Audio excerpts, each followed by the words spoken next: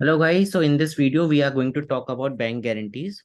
So a bank guarantee is an assurance that a bank provides to a contract between two external parties, a buyer and a seller, or in relation to the guarantee an applicant and a beneficiary.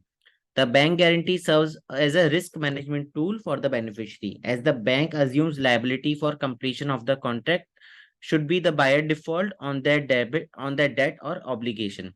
So like letter of credit is used in trade for risk management, and if two parties don't have that trust on one another, so that it can be done on the payment terms, so the parties can get into the contract on the basis of bank guarantees.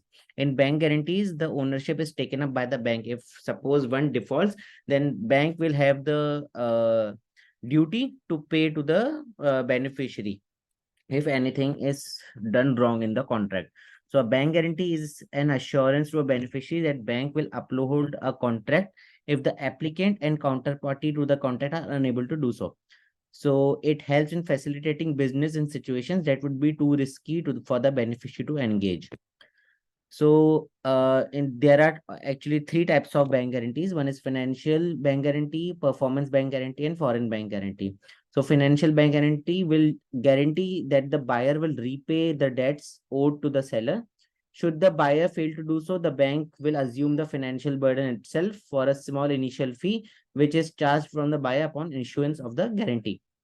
For performance bank guarantee, the beneficiary can seek reparations from the bank for non-performance of the obligation as laid out in the contract. So suppose a road is to be constructed and the road is not constructed as per the terms and conditions. So the counterparty, if the counterparty fails to deliver on the services are promised, the beneficiary can claim the resulting loss from non-performance to the guarantor, which is the bank. The third type is foreign bank guarantee. Such as in international export situations, there may be a fourth party, a correspondent bank that operates in the country of domicile of the beneficiary. So it is also used in the foreign trade, but usually letter of credit is the major thing which is used for the in foreign trade related operations. So we will just take a real world example in this case.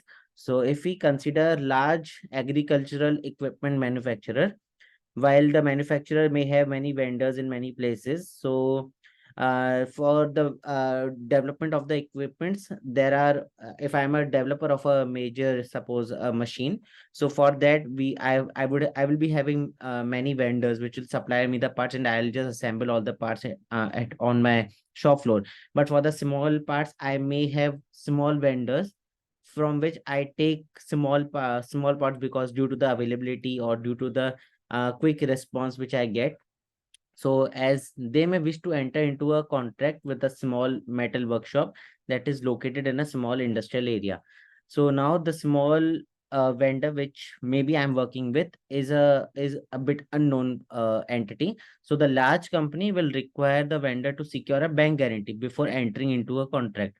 For suppose there is this net the total amount which is given around 3 lakh dollars in this for the machine part. So large company will be the beneficiary and the small vendor will be the applicant. So if the small vendor is not able to provide the things or the as per the requirements by the large company, then on the behalf of the small company, the bank will take the liability to pay to the large company if the seller is not able to withstand the terms and conditions as per the contract.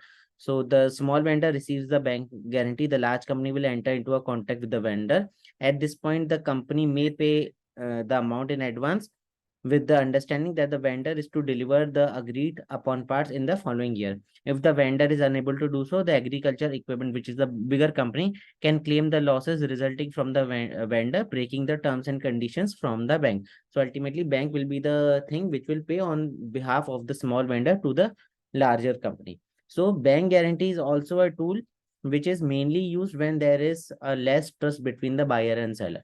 So if suppose the one of the party is has the upper hand in the contract, so they may ask to enter the contract on the basis of bank guarantee. So suppose if the other counterparty defaults, on basis of performance or financial or something, then the other party will get the funds from the bank, which is the mediator in this case. So it is also a tool just like letter of credit, which is used in the trade, and it is a very common tool which is used by the large corporates for their trade related operations.